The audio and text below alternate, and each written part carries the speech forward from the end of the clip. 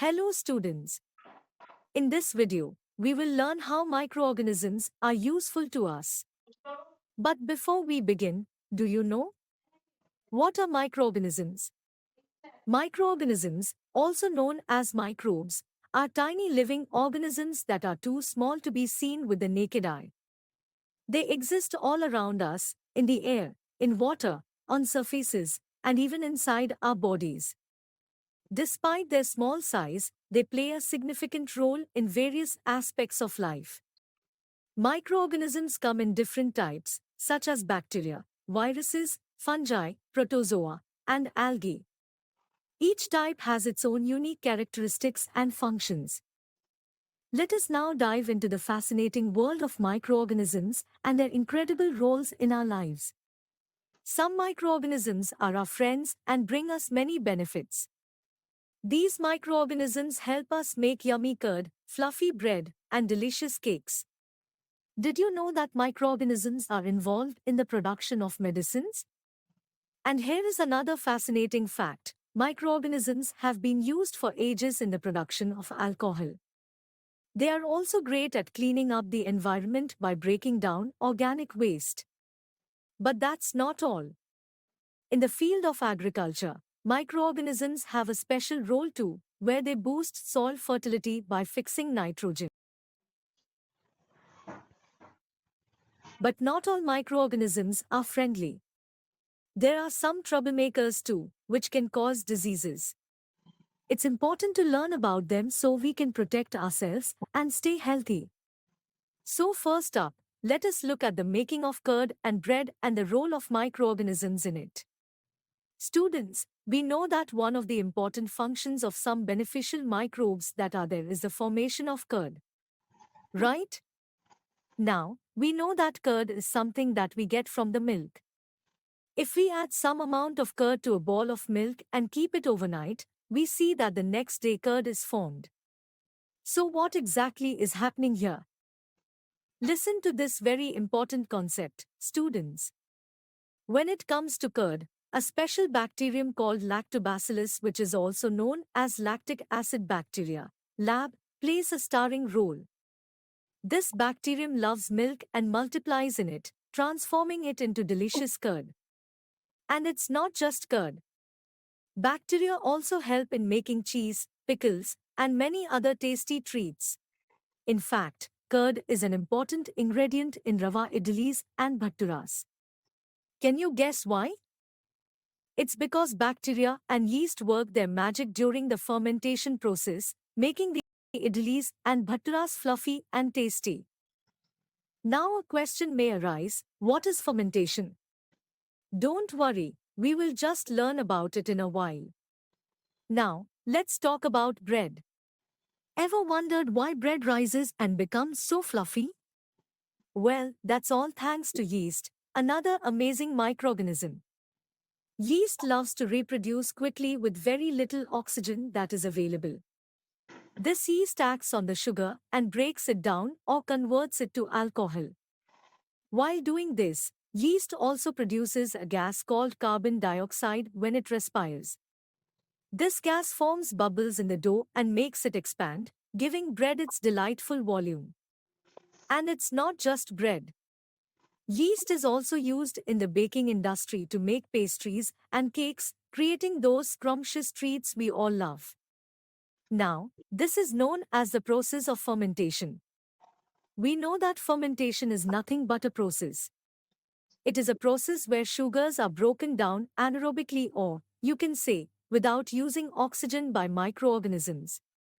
We also see here that in the alcohol formation, wherein we produce wine, we see that the same process is applied wherein fermentation is used. We see that natural sugars that we find in pineapple, grapes, barley, they're all broken down in order to produce alcohol. Moving on, let's learn about the medicinal use of microorganisms. Students, have you ever wondered how medicines like antibiotics work? Well, it's all thanks to the power of microorganisms. And do you know who accidentally discovered the first antibiotic? In the year 1929, we had a very important breakthrough discovery that took place. Yes, Alexander Fleming discovered the first antibiotic. So, Alexander Fleming was actually culturing some bacteria in the lab, and what he observed was, due to some contamination, there was another fungi that was secreting a chemical substance that was there which was inhibiting the growth of the bacteria. And eventually, we saw that the antibiotic that we obtained here was penicillin. Now, students, when you're feeling unwell, the doctor might prescribe antibiotics like penicillin to help you recover. These medicines are made from microorganisms, and they have the amazing ability to kill or stop the growth of harmful microorganisms that cause diseases. They are like superheroes fighting off the bad guys. And did you know that many antibiotics are produced from bacteria and fungi? Streptomycin, tetracycline, and erythromycin are just a You few have the cow diet examples. man लिहून daily. These antibiotics are manufactured by growing specific microorganisms, and they're used to treat a variety of illnesses. They're so powerful that they're even given to मध्ये animals in their feed to prevent infections. जेवढं समजून However, त्यात समजून it's घेऊन important राहिली to मग त्यांना remember that translate करेन antibiotics should only be taken under the guidance of a कोण qualified ट्रान्सलेट doctor. करेन मग It's translate crucial to complete the full course of antibiotics as prescribed. Taking antibiotics when they're not needed or in incorrect doses can make the drugs less effective in the future. It can also harm the beneficial bacteria in our bodies. It's worth noting that antibiotics don't work against viral infections like colds and flu since those are caused by viruses, not bacteria. Viral infection जसे आपल्याला Microorganisms ताप are वगैरे used येते in ते vaccines त्यानं too. Micro ऑर्गॅनिझमचे Just as a बॅक्टेरियाचे raincoat येते serves to protect us from the rain, vaccines act as a shield for our bodies against harmful microorganisms. When a disease causing microbe tries to attack us, our amazing body fights back by producing special soldiers called antibodies. But here is the fascinating part: vaccines give our bodies a sneak peek of the enemy without actually causing harm. They introduce weakened or dead microbes into our body, and our body learns how to defeat them. It's like a practice battle that prepares us to fight the real enemy if it ever comes our way. Thanks to brilliant scientists like Edward Jenner, who discovered the smallpox vaccine in 1798, we now have vaccines to prevent various diseases like cholera, tuberculosis, smallpox, and hepatitis. These vaccines are like shields that keep us safe from harmful microbes. You might remember going to the doctor for COVID vaccination. It helped you protect from COVID-19 virus. And did you know that vaccines are also given to animals to keep them healthy? It's important for all children to receive the necessary vaccines. You might have seen advertisements and campaigns about polio drops and the Pulse Polio program.